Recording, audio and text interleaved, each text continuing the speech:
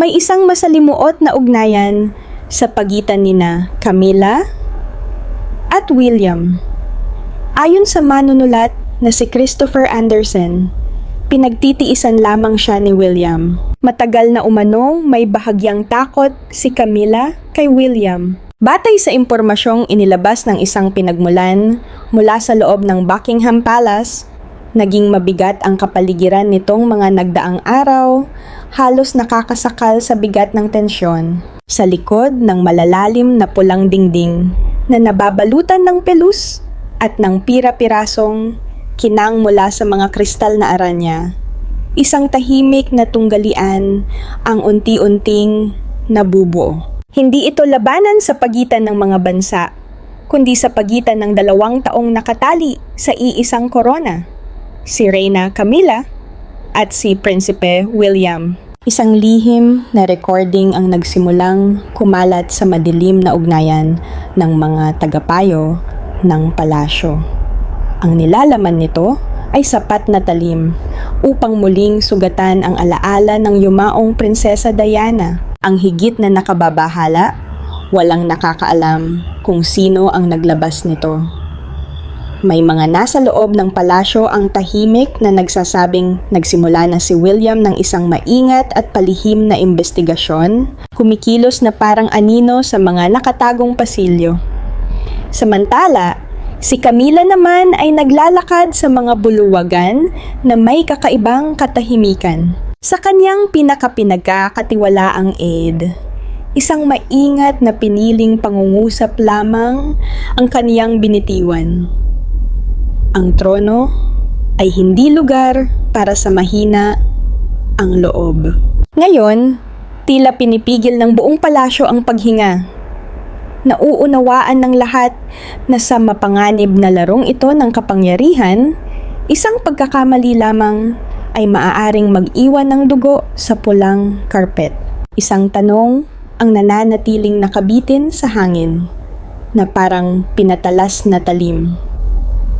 Ito ba ay simpleng labanan para sa kontrol o simula ng isang paghihiganting hindi pa nasasaksihan ng Inglaterra? Buckingham Palace, London. Isang hapon sa huling bahagi ng Oktubre. Bahagyang ambon ang lumalabo sa matataas na bintana habang sinisipsip ng antigong mga karpet na Persiano ang madilim na kislap ng mga kristal na aranya.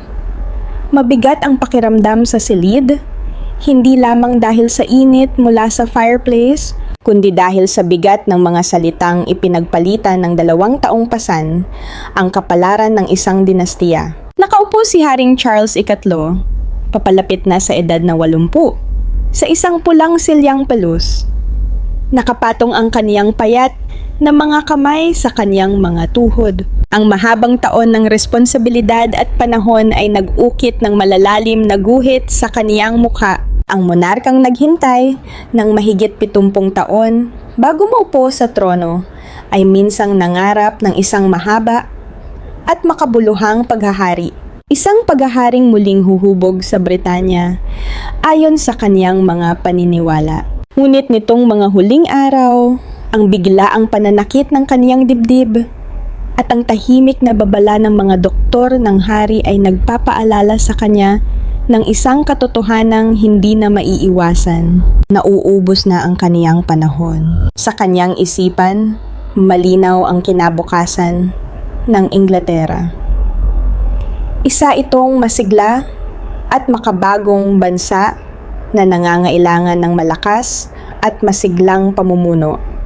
Hindi ng isang tumatanda at pagod ng hari. At para sa kanya, iisa lamang ang maaaring gumanap sa tungkuling iyon, ang kaniyang panganay na anak, si Prinsipe William. Sa kaniyang harapan, nakaupo si Camilla, na ngayon ay reyna, matapos lampasan ang maraming taon ng paghusga ng publiko. Sa edad na 78, matalim pa rin ang kaniyang mga mata at matatag ang kaniyang tindig. Suot niya ang isang bestidong yari sa esmeraldang seda, habang ang kaniyang pilak na buhok ay maayos na nakapulupot sa isang syenyon. Ngunit ang kanyang mga daliring napapalamutian ng alahas ay dahan-dahang iniikot ang singsing sa kasal, isang banayad na palatandaan ng tensyong kanyang itinatago. Hindi kailanman naging babae si Camila na basta sumusuko. Matagal siyang kinutya ng publiko, ngunit sa pamamagitan ng tiyaga at maingat na estratehiya, nakaakyat siya sa pinakamataas na upuan ng kapangyarihan. Para sa kanya, ang titulong reyna ay hindi basta ipinagkaloob. Pinaghirapan niya ito, ipinaglaban, at handa siyang panghawakan ito sa anumang halaga. Nagsimula ang kanilang pag-uusap ng banayad, halos may init at pag-unawa. Ngunit mabilis itong nagliyab na parang sinding mitya. Binanggit ni Charles ang posibilidad na pabilisin ang kaniyang pagbibitiw sa trono at ilagay ang korona sa ulo ni William marahil sa susunod na taon mismo. Tapat ang kaniyang dahilan. Kailangan ng Britanya ng panibagong pamumuno. Isang pinunong bihasa sa makabagong digital na mundo. Isang taong kayang makipag-ugnayan sa iba't ibang henerasyon at gabayan ang bansa sa gitna ng hindi tiyak na pandaigdigang panahon. Naniniwala si Charles na si William hinubog ng hirap at pinagkalooban ng mahinahong pagpapasya ang perpektong tagapagmana. Lumambot ang mukha ng hari habang binabanggit ang kaniyang anak, gaya ng isang amang puno ng pagmamalaki. Ngunit naglaho ang init na iyon sa sandaling sumagot si Camila. Nanigas ang kaniyang ekspresyon at ang kaniyang mga labi ay naging manipis na guhit. Sa sandaling iyon, ang lahat ng kaniyang ipinaglaban, ang kaniyang posisyon sa tabi ng hari, ang mabagal at sapilitang pagtanggap ng publiko ay tila nanganganib na maglaho. Higit pa sa pagkawala ng titulo ang kinatatakutan ni Camila. Takot siyang mawalan ng saysay, maging isang maliit na talababa lamang sa kasaysayan ng maharlikang pamilya. Alam niyang si William na itinutulak ng reforma at matinding debosyon sa alaala ng kaniyang ina, si Prinsesa Diana, ay hindi magiging maluwag sa mga taong nagdulot ng sakit dito. Alam na alam ito ni Camila. Naramdaman na niya ang malamig na distansya sa mga mata ni William sa mga pagtitipong maharlika, kung saan pinananatili siya nitong malayo, tila may hindi nakikitang pader sa pagitan nila. Sinikap niyang patatagin ang kaniyang boses, ngunit isang bahagyang panginginig ang nagtaksil sa kaniyang kaba. Hinikayat niya si Charles na baguhin ang kanyang testamento at ipagpaliban ang paglipat ng kapangyarihan ng ilang taon pa. Iginiit niyang kaya pa rin nitong mamuno at binalaan niya na ang minadaling pagbibitiw sa trono ay maaaring magdulot ng kawalang katatagan hindi lamang sa monarkiya, kundi pati sa buong bansa. Ngunit sa ilalim ng mga pangangatwirang iyon, ay nakatago ang mas malalim na takot, ang kanyang sariling kaligtasan. Inilarawan niya sa isip ang pinakamasamang maaaring mangyari. Si William na nakoronahan bilang hari, muling inaayos ang korte, inaalis ang kanyang katayuan, at iniiwan siyang walang iba kundi isang tahimik na tirahan sa kanayunan at awa ng sambayanan. Umiling si Charles. Tahimik ang kaniyang tinig, ngunit hindi matinag. Nakita niya ang pansariling interes sa likod ng mga salita ni Camila. Hindi niya hahayaang matabunan ng kasakiman ang kaniyang paghahari. Para sa kanya, ang pagbibitiw sa trono ay hindi lamang usapin ng kalusugan. Isa itong pananagutan sa bansa. Ang pagtanggi niya ay tumama ng matalim, pinuputol ang huling hibla ng pag-asa ni Camila. Sa kasagsagan ng tensyon, biglang bumukas ang pinto. Pumasok si Prinsipe William, matangkad at may autoridad sa suot niyang navy suit. Bahagyang magulo ang buhok mula sa paglalakad sa mga pasilyo ng palasyo. Dumating siya upang pag-usapan ang isang nalalapit na charity event. Ngunit agad siyang napatigil sa mabigat na katahimikan ng silid. Si William ang naging sandigan ng pamilya, pinagsasama ang init ng kaniyang ina at ang pagpipigil ng kaniyang ama. Ngunit sa araw na iyon, may kislap ng pag-iingat sa kaniyang asul na mga mata nang maramdaman niya ang alitan sa ilalim ng katahimikan. Noong una, nanatili siyang tahimik. Ngunit, narinig niya ang huling kahilingan ni Camila na baguhin ang testamento. Unti-unting umakyat ang galit sa kaniyang dibdib, hindi dahil sa pagkabigla, kundi dahil sa insulto sa dangal ng korona. Lumaki siya sa anino ni Diana, isang babaeng ibinigay ang lahat para sa pag-ibig at tungkulin. Ang habag at diwa ng kaniyang ina, ang naging pundasyon ng kaniyang mga prinsipyo. Hindi niya hahayaang manipulahin ni numan, kahit pa ng kaniyang madrasta. Ang trono o madunggisan ang pamana ni Diana. Lumapit si William sa antigong mesang yari sa oak. Tumayo siya ng matatag, nakatitig kay Camila. Hindi niya kinailangang itaas ang boses. Isang maingat at tiyak na pangungusap lamang ang sapat upang patahimikin ang buong silid. Ipinahayag niyang walang sinuman ang dapat lumapastangan sa monarkiya at ang korona ay hindi isang bagay na maaaring ipagkasundo o ipagpalit. Nanatiling kalmado ang kaniyang tinig, ngunit dala nito ang awtoridad na hindi mababali. Sa sandaling iyon, hindi na lamang siya isang anak na ipinagtatanggol ang alaala ng kaniyang ina. Siya ay isang magiging hari, handang harapin ang anumang kadiliman. Nanatili si Camila sa kaniyang kinauupuan. Sinusundan ng kaniyang mga mata ang pag-alis ni William. Ang dating bakas ng pangamba sa kaniyang muka ay naglaho, napalitan ng mas malamig at mas matalim na damdamin. Isang bagong kaisipan ang nabuo sa kaniyang isip. Kung hindi sapat ang mga salita upang mapanatili ang kaniyang posisyon, gagamit siya ng ibang estratehiya. Mas malupit, mas nakatago at mas mapanganib. Isang bahagyang ngiti ang sumayad sa kaniyang mga labi. Ngunit wala itong init.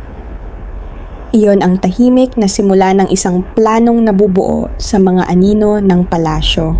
Kinabukasan, nabalot ang Buckingham Palace ng manipis na ulap na para bang isang maputlang abong kurtina ang ibinaba sa ibabaw ng mga sinaunang tore nito. Mag-isa si Camila sa kaniyang pribadong silid-aralan sa Clarence House, maikling biyahe lamang mula sa Buckingham.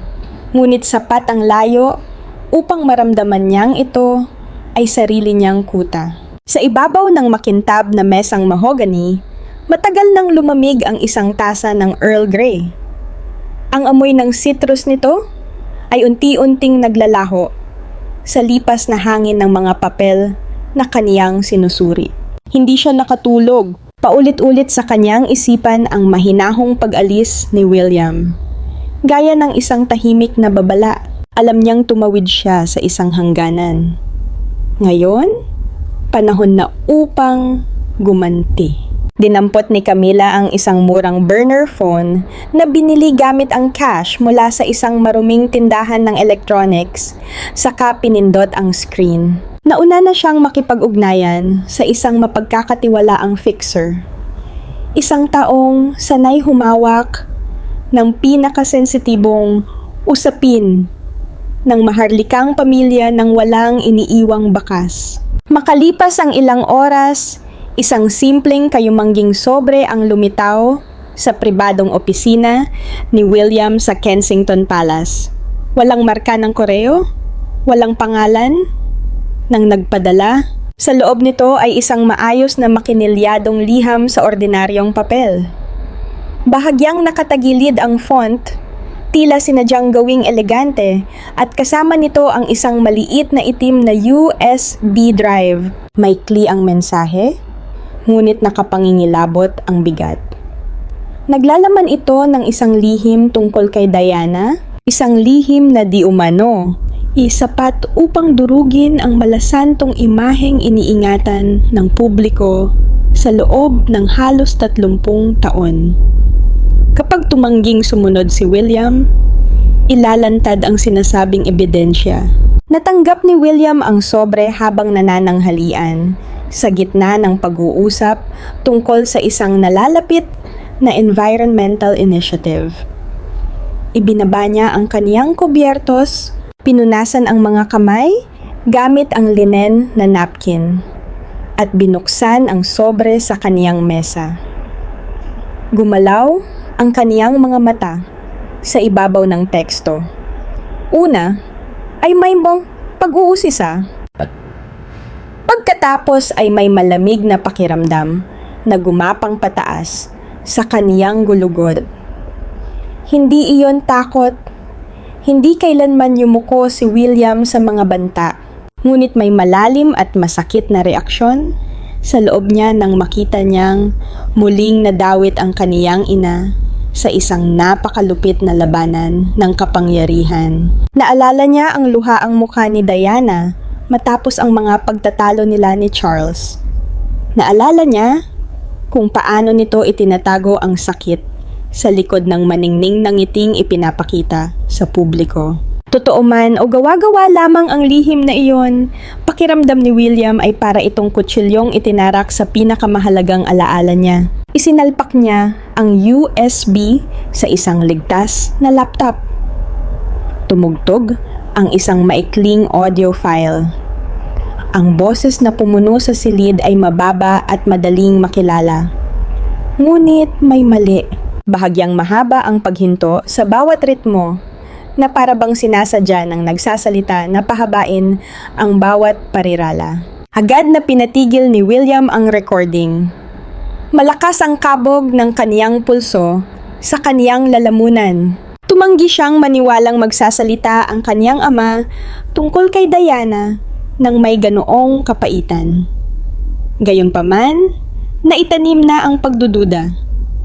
Nanatili siyang hindi gumagalaw sa loob ng ilang minuto, mahigpit na nakakapit sa gilid ng mesa, habang sinusuri ang bawat himig, bawat diin, bawat kakaibang detalye. Tunay ba ito o isang mahinang pagkakagawa ng pekeng boses? Ano man ang sagot, malinaw ang isang bagay. Tinamaan siya ni Camila sa pinakamarupok niyang bahagi, ang walang maliw niyang pagmamahal sa kaniyang ina. Samantala, sa Clarence house, pabalik-balik na naglalakad si Camila sa drawing room. Tumutunog ng pantay ang takong ng kaniyang sapatos sa sahig na kahoy. Iniisip niya ang magiging reaksyon ni William. Ang sandali ng pag-aalinlangan, ang pinipigil na galit. Alam niyang hindi ito madaling mababasag, ngunit ang mismong lakas ni William ang maaari ring magtulak sa kanya sa isang pagkakamali. Naayos na ni Camila ang kaniyang susunod na hakbang. Manipuladong mga larawan, pekeng mga liham, anumang kailangan upang unti-unting sirain ang tiwala ng publiko kay Diana. Hindi niya kailangan ng agarang tagumpay. Kailangan lamang niyang mag-alinlangan si William. Kailangan lamang niyang tanungin nito ang mga alaala na matagal nitong pinanghawakan. Maagang umalis si William sa kaniyang opisina at piniling siya mismo ang magmaneho pabalik sa Kensington. Habang nasa biyahe, muli niyang pinatugtog ang audio sa speakers ng sasakyan ng buong lakas, naghahanap ng anumang nakatagong palatandaan. Isang bahagyang echo ang kaniyang napansin na nagpapahiwatig na ang tunog ay naitala sa isang saradong espasyo, hindi sa loob ng mga dingding ng palasyo. Huminto siya malapit sa Hyde Park, hawak ang kaniyang telepono at mabilis na isinulat ang kaniyang mga obserbasyon. Tumanggi siyang hayaang pangunahan siya ng emosyon. Sa halip, ginawa niyang determinasyon ang sakit. Itinuro sa kanya ni Diana na sa huli, mananaig ang katotohanan laban sa kasinungalingan at balak niyang patunayan iyon. Gabi na Para nang may isa pang hindi kilalang mensahe na lumitaw sa kaniyang telepono. Isa itong malabong video clip na ilang segundo lamang ang haba, nagpapakita ng isang babaeng kahawig na kahawig ni Diana habang pumapasok sa isang hindi pamilyar na hotel. Malabo ang kuha, ngunit sapat ang pahiwatig upang magtanim ng duda. Agad itong binura ni William. Ngunit nanatili ang larawan sa kaniyang isipan habang nakahiga siya sa kama. Ang liwanag mula sa mga ilaw sa kalsada ay sumisingit sa mga kortina at naghahagis ng mahahabang anino sa kisame. Hindi dumating ang antok. Naunawaan niya ang nangyayari. Nagsimula na si Camila ng isang psikolohikal na digmaan at hindi niya hahayaang muling maging target ang kaniyang ina. Nanatiling mapurol at nakakasakal ang hapon habang mabibigat na ulap ang nakadagan sa ibabaw ng simboryo ng Clarence House. Nakatayo si Camila sa harap ng isang full-length mirror sa kanyang dressing room, inaayos ang isang cream silk scarf. Dinadaanan ng kanyang mga daliri ang kuwelyo nito na para bang pinapakinis ang isang kapintasang hindi naman nakikita. Isang bahid sa kanyang hinahon na ayaw niyang ipahalata. Nakatanggap na siya ng balita. Humiling si William ng isang pribadong pagpupulong. Walang aids, walang seguridad, silang dalawa lamang sa study sa ikalawang palapag. Ngumiti siya sa kanyang refleksyon, isang ngiting perpektong hinubog ngunit ganap na walang init. Alam niyang dumating ito upang harapin siya. Ngunit ang pulong na yon ay magbibigay rin sa kanya ng pagkakataong obserbahan si William ng malapitan. Hanapin ang anumang kahinaan sa ilalim ng kaniyang mahinahong anyo. Dumating si William ng eksakto sa oras. Suot niya ang isang maayos na slate gray suit at ang kaniyang kurbata ay nakabuhol ng mahigpit. Gaya ng isang pasyang hindi mababali. Hindi siya agad umupo. Nanatili siyang nakatayo sa Persian rug, nakapasok ang mga kamay sa bulsa. Habang sinusuyod ng kaniyang tingin ang silid. Ang makintab na walnut bookshelves, ang larawan ng batang Reyna Elizabeth, at ang grandfather clock na tumitibok ng pantay, gaya ng isang pinipigilang pintig ng puso. May amoy sa hangin ng pinakintab na kahoy na hinaluan ng puting lilies na nakaayos sa isang porcelain vase. Iyon ang pabangong madalas gamitin ni Camila upang takpan ang tensyon. Bawat detalye ay nagpapakita ng kaniyang paghahanda. Ang pwesto ng sofa, ang malambot na ginintuang liwanag na idinisenyo upang lalo siyang magmukhang marangal. Si Camila ang unang umupo. Ipinatong niya ang isang binti sa kabila, habang ang isang kamay ay magaang na nakapatong sa armrest, tila isang monarkang nasa kaniyang trono. Matalas na pinagmasdan ng kanyang kayumangging mga mata si William.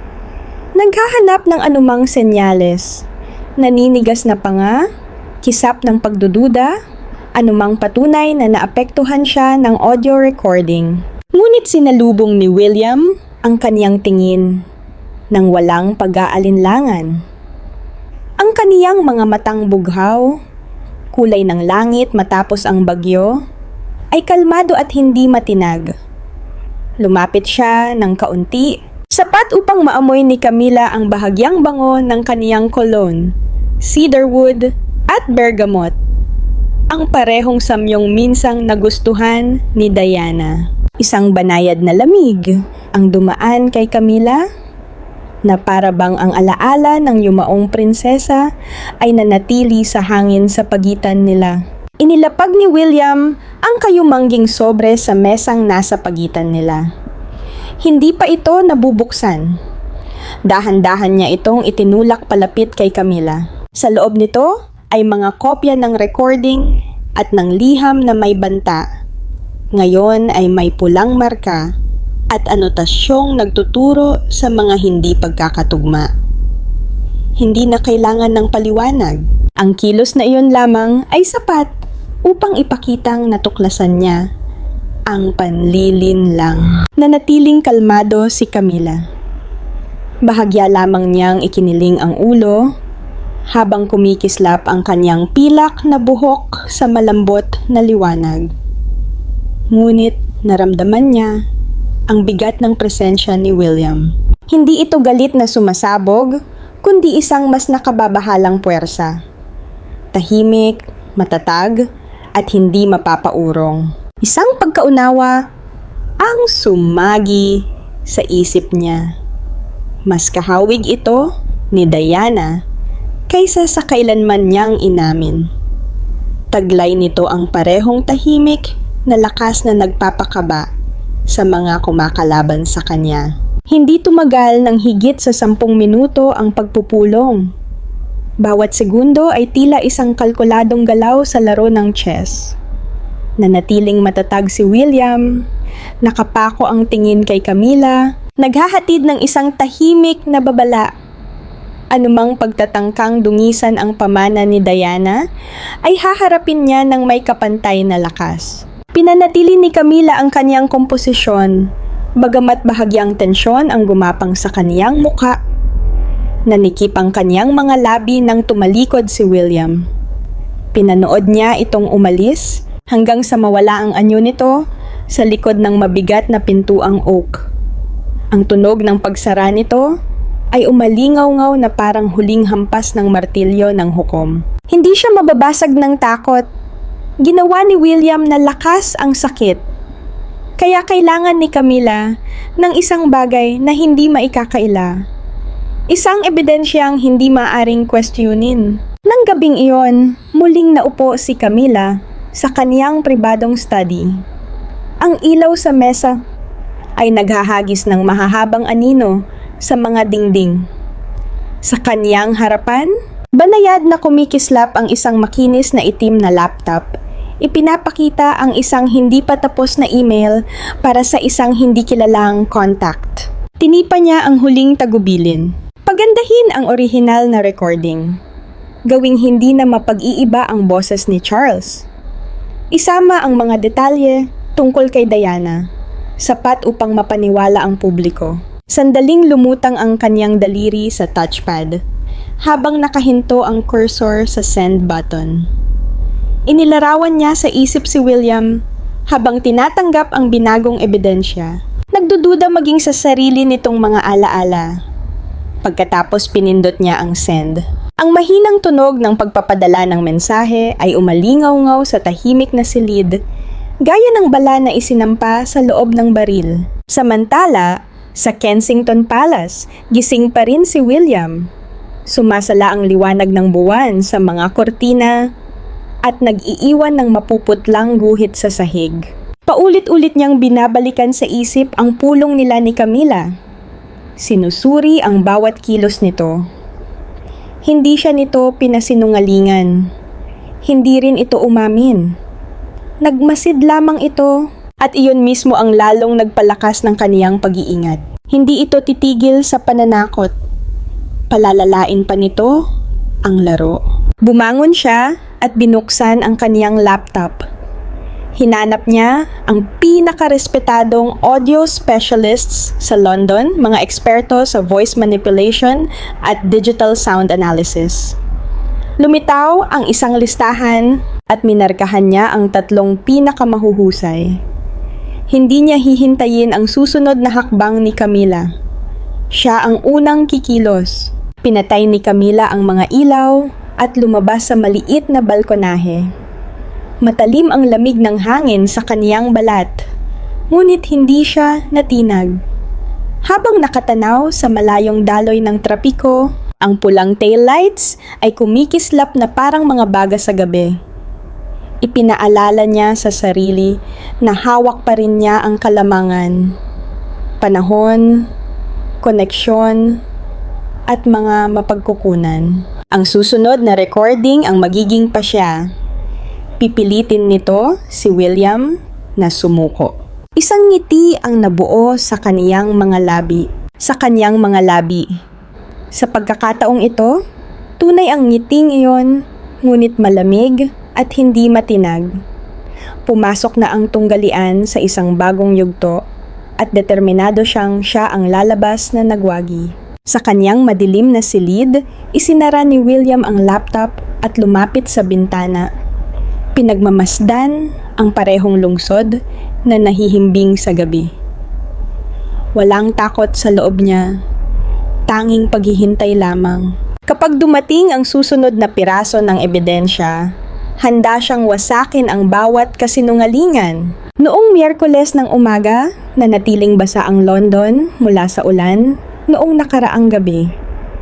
Kumikislap ang mga maliliit na lawan ng tubig sa mga batong daan patungo sa Buckingham Palace. Maagang umalis si Camilla sa Clarence House, nakaupo sa likod ng isang makintab na itim na Bentley na nakasara ang mga kortina. Suot niya ang isang camel-colored na wool coat at hawak ang isang manipis na iPad.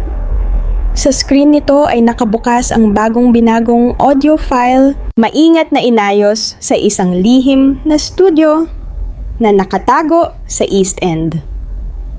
Mas natural na ngayon ang tunog ng boses, may halong artipisyal na buntong hininga, at nagtatapos sa isang mahinang, mapanuyang tawa. Ang mga detalyeng iyon ay idinisenyo upang magmukhang isang pribadong pag-uusap na biglang inilantad sa mundo. Muli niya itong pinatugtog. Ang tunog ay dumaloy diretso sa kaniyang tainga sa pamamagitan ng wireless earbuds. Pagkatapos bahagya siyang tumango. Nasiyahan siya. Ginawa ng teknolohiya ang panlilinlang na parang kapani-paniwalang katotohanan. Hindi niya mismo inilabas ang recording. Sa halip, maingat niyang inayos ang isang palihim na pagtagas ng impormasyon. Isang pinagkakatiwalaang miyembro ng Privy Council ang nakatanggap ng anonymous email mula sa isang disposable account. Nakalakip dito ang file at isang maikling mensahe. Pakinggan ito bago mahuli ang lahat. Sa loob lamang ng ilang oras, kumalat ang recording sa mga panloob na inbox. Ang mga lalaking nakasuot ng abong suit, nakaupo sa mga opisinang nababalutan ng kahoy, ay unti-unting naging seryoso ang mukha habang nakikinig. Kumalat ang mga bulungan sa mga pasilyo ng parlamento, hanggang sa makarating ito sa mga mamamahayag na sumusubaybay sa maharlikang pamilya. Pagsapit ng tanghali, nagtrend na sa social media ang #RoyalLeak, bagamat wala pang naglakas loob na ilathala ng hayagan ang audio. Ang pribadong kalihim ni William ang unang nagbigay sa kanya ng babala. Nang pakinggan niya ang recording, mas malinaw ang boses, mas matalas, at mas puno ng malisya. Ang mga insultong nakatuon kay Diana ay dumaloy ng may napakanatural na ritmo, kaya napahinto siya sa gitna ng kaniyang ginagawa. Ngunit may napansin siyang kakaiba. Ang paraan ng pagbigkas sa salitang darling ay tila masyadong nagtagal. Perpektong ginagaya ang pamilyar na tono ng kaniyang ama. Gayunman, may mali. Isang mahinang tunog ng pag-click sa eksaktong 12 segundo. Isang malinaw na bakas ng digital editing. Hindi siya nagpadala sa takot. Sa halip, lumipat siya sa pagsusuri. Nakaupo sa oak desk sa kaniyang study, binuksan ni William ang professional audio software na dati niyang nagamit para sa charity work. Lumitaw sa screen ang waveform, ipinapakita ang mga hindi regular na spike sa mid-frequency range. Pinalaki niya ang bahagi sa pagitan ng 8 at 12 segundo. Malinaw na may magkakapatong na track, patunay ng manipulasyon. Ngunit upang mapatunayan ito, nang walang pagdududa, kailangan niya ng eksperto. Nagpadala siya ng mensahe kay James, ang kanyang matikas at matipunong bodyguard, isang dating voice analyst na madaling makilala dahil sa crew cut nito at sa bahagyang peklat sa kaliwang pisngi. Dumating si James sa loob ng 10 minuto.